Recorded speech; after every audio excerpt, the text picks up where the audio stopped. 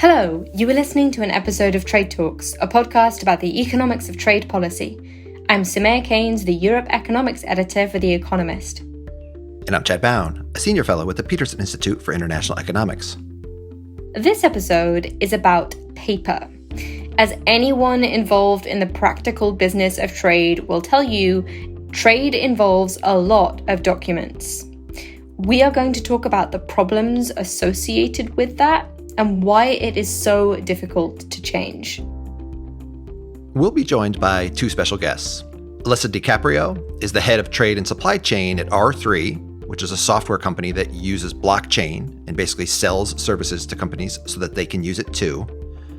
We'll also be joined by Sarah Green, the Law Commissioner for Commercial and Common Law at the Law Commission of England and Wales. Sarah's part of an effort to ditch paper. Starting from the basics, trade in practice is hard. It relies on trust, and paper is supposed to foster that trust.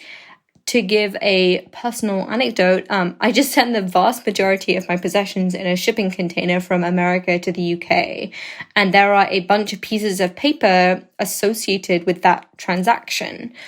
Those documents are helpful. When my stuff arrives, I will have a list of everything. I can check that none of my vitally important books about international trade have been pilfered on the way. But those documents also set out who has rights and responsibilities over that stuff while I don't have it. And that makes me much more comfortable about letting it travel. It fosters trust. And that's important because I really do not want to spend 5 weeks on a container ship guarding my things. Luckily, we have moved beyond a world in which merchants actually have to travel with the stuff that they're selling. Now we have these documents of title that say, you own this thing, and that gives you rights within the law. Paper documents can assign obligations, and those can be transferred when the piece of paper moves between people, including obligations to pay or to deliver goods. Here's Alissa. When you're exporting a good, the seller and the buyer probably come from different countries. They're using different currencies. They may speak different languages, but they've agreed on this transaction. So they often bring their banks into these transactions because they don't have that level of trust between each other. So what ends up happening is the seller produces the goods, and there's a purchase order and an invoice from the buyer and the seller that need to match. So I've ordered this many goods, I have produced this many goods, I'm selling those to you. So you have those two documents. And then the goods are put on a cargo ship, and the carrier produces a bill of lading, which is essentially a document of title, but it also functions as a receipt. So now you have these three, at least, documents, plus a packing list, and ultimately this will also include warehouse receipts and different documents from the logistics agent, the truck that is taking your goods from the port to the warehouse and the warehouse to the final destination. And for a bank, as this transaction has been financed, they require a document pack, which is effectively all of these documents together, at which point they will assure that these documents meet the terms of the contract that have been made for the finance part of the transaction, and then that will be paid. So every one of these documents is incredibly important, not only to have correct, which it not always is, but to have presented at the end in original format. There is a reason that paper is the technology being used here. And yes, paper is a technology. It is portable. It is convenient to use. There is interoperability.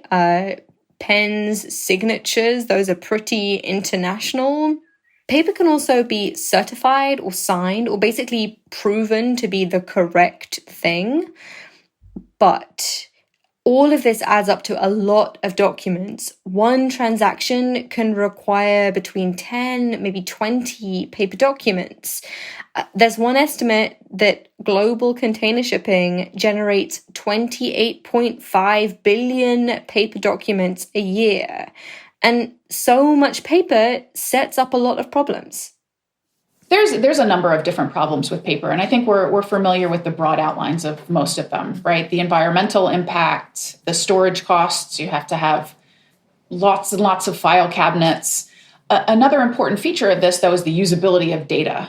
Because today, with the rise of e-commerce and search engines and ads, we know how important data is today. And if your data is on paper, it's very difficult to search it. And so that really takes that data almost out of circulation. There's a really interesting statistic where I think in 1996, it was estimated that 96% of all business information was on paper. That's a lot of very intricate filing systems that you need to maintain. And a lot of information that just wasn't out in circulation. Digitization is pretty great. Think of emails. So much easier to organize and search than paper correspondence. There are other costs associated with paper. These documents to trade, there's going to be money made by issuing them. And from the perspective of people trying to trade, all these paper documents are super, super expensive. So all of these documents are often have a cost associated with them. Some of them, it's a very direct cost. So when you get a bill of lading, for example, the carrier will likely charge you, in general, about $150 for that bill of lading. Every piece of cargo on a ship has a bill of lading associated with it. So often this is very profitable to carriers, right? I mean, it can be $100,000 for a single shipload. Other types of paper you generate yourself, like a purchase order and an invoice, may not have a cost initially to generate, but does have a cost if the data on that is incorrect. So, for example, if your invoice does not match the purchase order, and that happens at a certain point in time, then you need to stop and reconcile that. So the entire transaction stops, and you have to roll it back, figure out where the error was, correct it, reissue it, and then match it again. So these paper documents are vulnerable to people making mistakes. They're not very easy to trace, so they can enable corruption. They're also not very pandemic friendly. When a global health crisis hits and suddenly global logistics is very, very screwed up, documents don't always sail with the cargo. And if a shipment arrives without the right documentation, it means the ship can't unload. Here is Alyssa. So during the pandemic, there were a number of different problems with paper. Part of it was simply printing documents because everybody was at home. They weren't at work anymore. Some documents are secure documents, so they have to be printed, or the way that the business process was implemented was that they had to be printed from a certain printer with a code. How were you going to do that when you were at home? Who were you even shipping these documents to? Because normally you would ship them to a company, and now nobody was actually at that company. Were you shipping it to their home? It was very unclear. So part of it was, who did the documents go to, and where did they go? And then part of it was, how do you get the documents where they need to go? Because, as I had mentioned, part of an international trade transaction is it's often financed, right? So you have this financial component with it, which means that the banks are requiring original documents. The way that those original documents get there is they're FedExed across the world. And that was not able to happen during COVID because DHL, FedEx, all of the large carriers stopped going to certain areas. And some of the countries were closed as well. India was a big problem where borders were closed. Planes were not allowed to come in. DHL wouldn't even pick up documents for certain zip codes in India. And this is a big problem for the financial component of this, because when you have financed a transaction, say you use a letter of credit, it expires. So it's incredibly important to get these documents to the recipient bank in a very timely process. And if they don't, they expire. And this became a huge problem during COVID. I saw this from the inside, working with banks. We do a lot of work with banks. I sit on the ICC Digitization Committee. I work with BAFT in the US, which is a banking association. And all of the banks were kind of unsure of what to do because trade hadn't stopped, but the ability to ship documents had stopped. And this is something I think a lot of people didn't see during COVID, because we don't see it as we're sitting at home, especially if we're not working in the sector. I know I didn't see that this was happening. I asked Alyssa how it got resolved.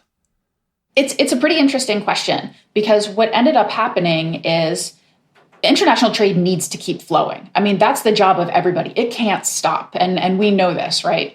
And so there were all kinds of ad hoc measures that were put into place. We actually issued a really interesting paper from the ICC Digitization Working Group where it was called, ad hoc measures that banks are taking to keep trade flowing. And it really looked at some of the things that were being done. The problem again, with paper is that you need physical signatures, and it's like a physical document. So what different actors began doing is they were taking pictures of documents, because you might not have you might not have a scanner at home. So you take a picture of the document, you email that to your bank or to the buyer as an authentic proof of shipment. Obviously, these things would never stand up, in an insurance claim or in court. But this is what was being done. The ways that it was being authenticated in banks, for example, banks were accepting photographs. They were rolling out as fast as they could these digital solutions, which, maybe had been put in place slowly over time, but had not rolled out globally. And they were forced to suddenly go digital in an emergency. There are some things then in the process of trade that can be digitized, and I'm sure the pandemic helped to accelerate the process of those things going digital. But as Alyssa said, some of these digital documents would not have stood up in an insurance claim or in court. As the law, as it is currently written, stands, you really do need paper. The law is one important reason why you can't say, hey, this paper thing is kind of a pain, let's go electronic. Here's where Sarah Green of the Law Commission of England and Wales comes in. The Law Commission is an apolitical body that comes up with recommendations for changes to the law, and in this case, can actually propose legislation. More than 2/3 of their past recommendations have actually been translated into legal change. So if they're looking into this paper trade issue today, and if they recommend some reform, there's a really good chance that it will end up happening. So the Law Commission of England and Wales is looking into this issue. Can they change the law to allow digital documents to be used? And if they went ahead with it, it would be a really big deal. English law is important, and I'm not just saying that because I am British. A lot of contracts in international trade are written using English law, and a lot of legal systems around the world follow English law. So a change could have these really big international ripple effects. The fundamental issue is that all of this trade is happening using English law based on a law that was written in 1882. 1882 was a while ago. That year, America got its first commercial electrical power plant, and as you can imagine, the internet was not really a thing. The law, as it was written in 1882, and as it has evolved since, just does not recognize electronic documents. Now, you might think, okay, just change the law so that it does recognize electronic documents. But it's not that straightforward. Partly that's because of what's known as the double spend problem. Here's Sarah. So the double spend problem is something that we've all taken for granted, really, when we've used, for instance, cash. So if I give you a £1 coin or a £10 note, that means that I no longer have that pound to spend and I no longer have that £10 note to spend. Historically, with physical things, that's always the case. So we didn't really give it much thought. If I have something that's physical and I pass it on, I no longer have that thing and I can't spend it again. The problem with electronic money until relatively recently is that it was really difficult to achieve that. I could have something of value on, say, my computer, on my hard drive. I could transfer it, but I could also duplicate it. So I could transfer it to another party, but I could also keep it and purport to transfer it again. And of course, that is no good, because what that does is that detracts from the integrity of transactions. If I transfer something to you, you want to know that that is then yours. You have title to it, and it has left me. And so that is the double spend problem, which for a very long time, as I said, was dealt with very simply through physical tokens. So simply when they've gone, they've gone. Paper solves the double spend problem, which is relevant in trade because you need one bill of lading, one document saying this is the stuff in the container, this is the contract. Historically, paper has been used because of the double spend problem. So if I hold a piece of paper, then you can't hold it at the same time. and obviously another party cannot hold it at the same time, which means that if that paper gives me title to the goods to which it relates, then I am the only party that has that title. It's particularly important to financial institutions who want to lend in relation to the goods to which it relates. They don't want two people turning up and claiming ownership of those goods. And that's what paper has provided us with for, well, centuries, I suppose. So it's not a straightforward exercise of just adding a footnote somewhere saying electronic documents are cool too. You have to make sure that these digital documents have those special features that are so important to the paper documents actually working as well as they do. Here's Sarah. The issue in this area, I mean, I'm sure lots of people have heard the old adage that possession is 9/10 of the law. And actually, I would say it's probably more than that. And one of the problematic, well, actually, the problematic issue in this sense is possession. And the problem is that this historical law has left us in a position where something cannot, in the eyes of the law, be possessed unless it is tangible. And I should also add here that as far as the law is concerned, digital things such as electronic documents are regarded as intangible. Now, there might be people who disagree with that as a classification, but that's where we are. So electronic things, digital things are seen as intangible. And at the moment, as the law stands, intangible things cannot be possessed.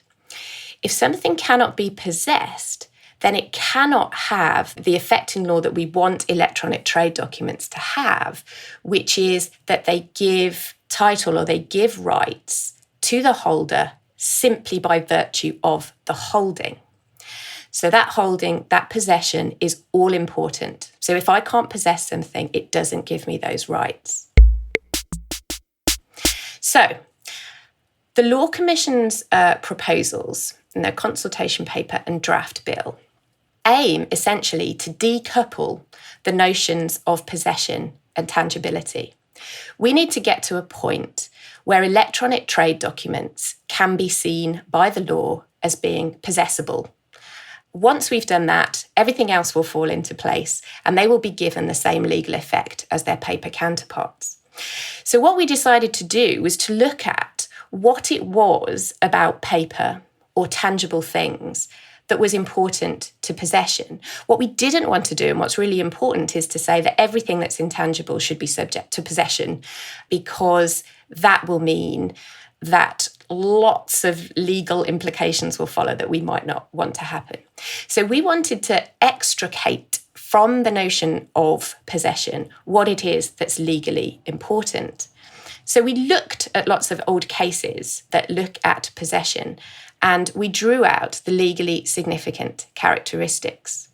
Because the other thing we wanted to do in these reforms was to make sure that they are robust for years to come.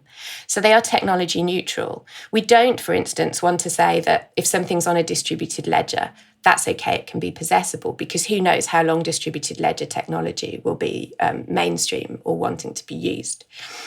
So what we have said is, we've given 3 characteristics and said once something meets these 3 characteristics, it doesn't matter whether it's tangible or intangible or electronic or otherwise.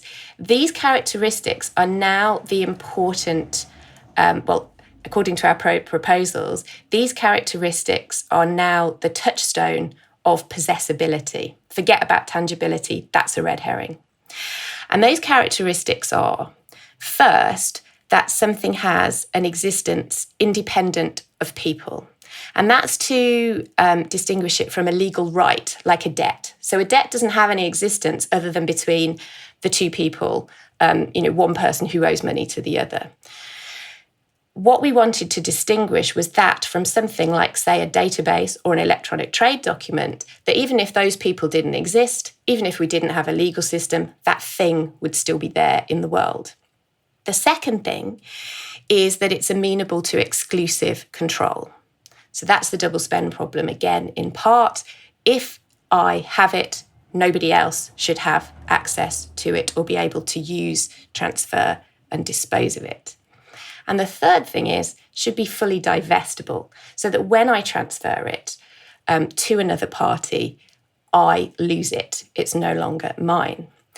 So we suggest in our proposals that if those three characteristics or criteria are met by something, such as an electronic trade document, that is enough for possession.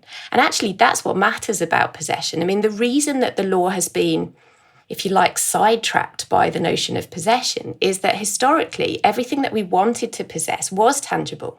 So the two things got elided. There was never a question about whether you could possess a pen or a car or a cow or a bag of gold. But in the digital age, those two things are not necessarily the same. And that's what our proposal aims to do, is to decouple possession and tangibility. One reason this is happening now is that it's only relatively recently that the technology has become available for those things to be possible in electronic form. The emergence of technologies relatively recently, I mean, the obvious one to refer to is blockchain technology. It's not the only one, but it probably is the one that most people have heard of. And it's probably also the one that started people thinking about how electronic documents can perform the same functions. So if you have, for instance, distributed ledger technology, that enables us, for the first time really, to get around the double spend problem without relying on paper, because documents can be created which mimic the characteristics of paper in that they have this existence, whether or not anybody lays claim to them. They are, if you like, concrete in the world. They don't just rely for their existence on legal claims to them. They're also amenable to control by one party at a time. So that's what I meant by if I hold it, somebody else can't hold it at the same time. So it's clear who has the paper, therefore who has title to goods. We can now do that with electronic documents. If you access a document through a private key, for instance, that is one way in which you could have exclusive control. The other important thing is that electronic documents now have the ability to be fully transferable.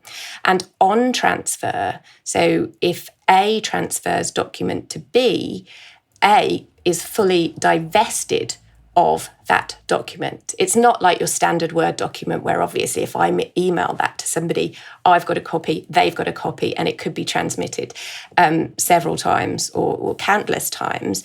That's no good because that's double spending. But what we can do now with these emerging technologies is to get over that double spend problem without relying on paper. Alyssa's company deals with blockchain. She's obviously then not indifferent between different types of these technologies.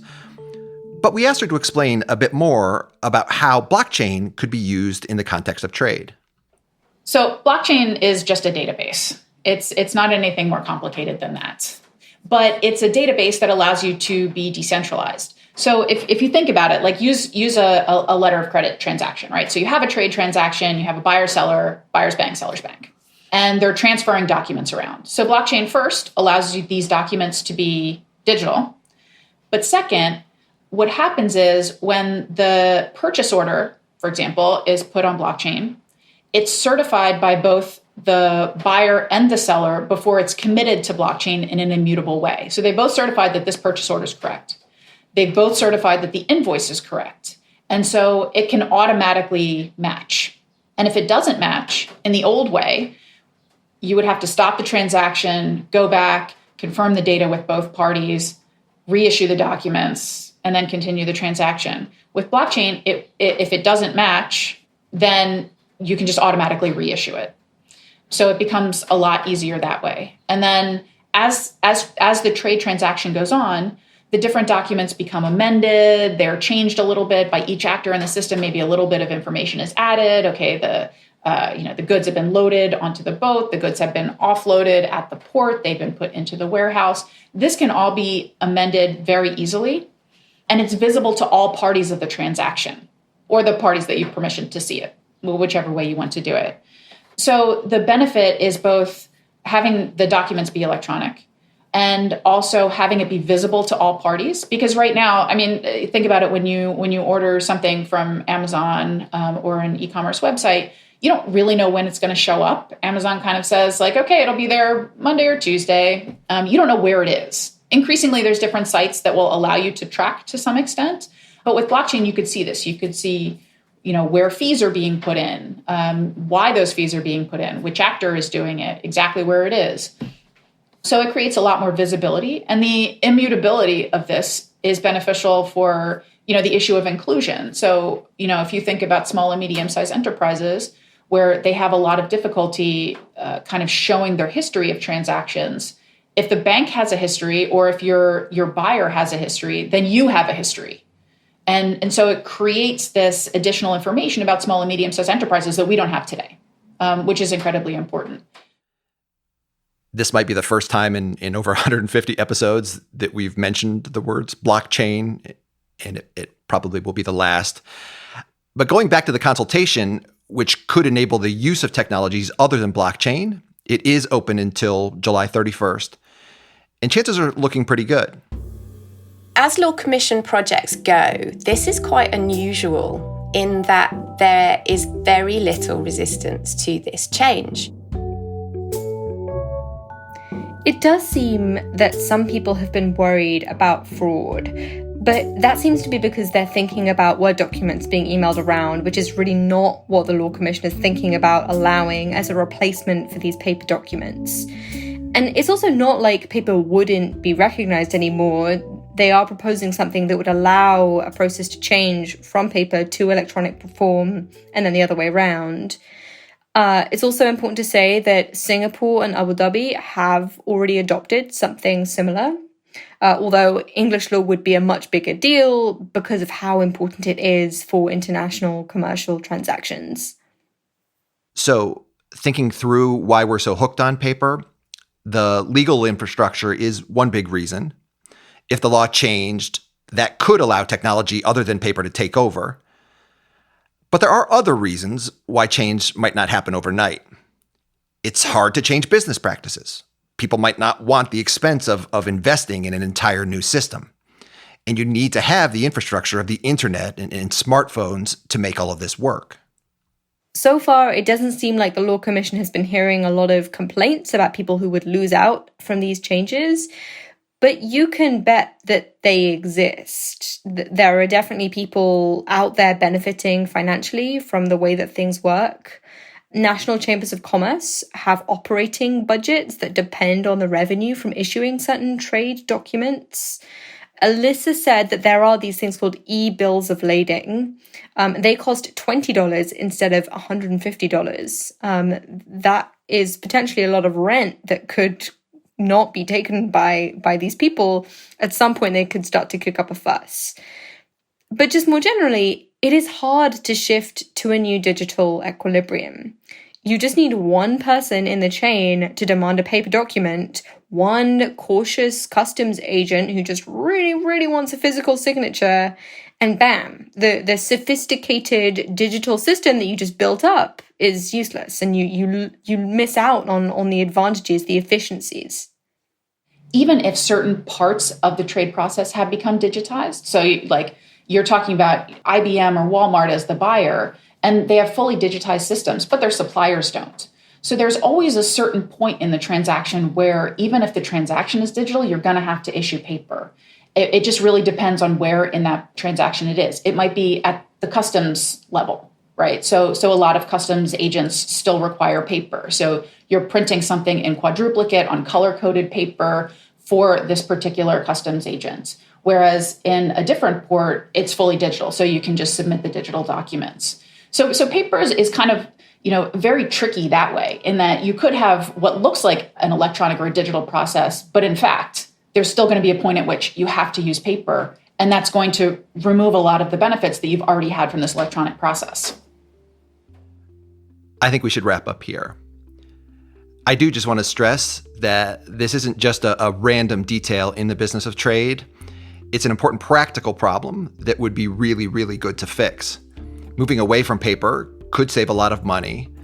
It could also help increase transparency of supply chains, which is what everyone is thinking about and looking forward to in a post-COVID world where we're trying to make sure that supply chains are more resilient. In poorer countries, I see one of the big benefits as reducing the scope for corruption, reducing the scope for subjective decisions. The more stuff is automated, the more smoothly everything can run. Although you, of course, need to make sure that the infrastructure is in place so that everyone can take advantage. And with that, I think we should finish. Huge thanks to Sarah Green of the Law Commission of England and Wales. I think the Law Commission is very keen that people engage with this consultation. So Trade Talks listeners, go forth, be consulted. And a massive thanks as well to Alyssa DiCaprio of R3. Her Twitter feed says that she is an occasional blockchain over-explainer. I think you'll agree that she explained just the right amount of blockchain this time around. Thanks also to Colin Warren, our audio guy. Do follow us on Twitter. I'm at Samaya Keynes. And I'm at Chad Bown. And we're on @trade__talks. That's not one but two underscores, @trade__talks.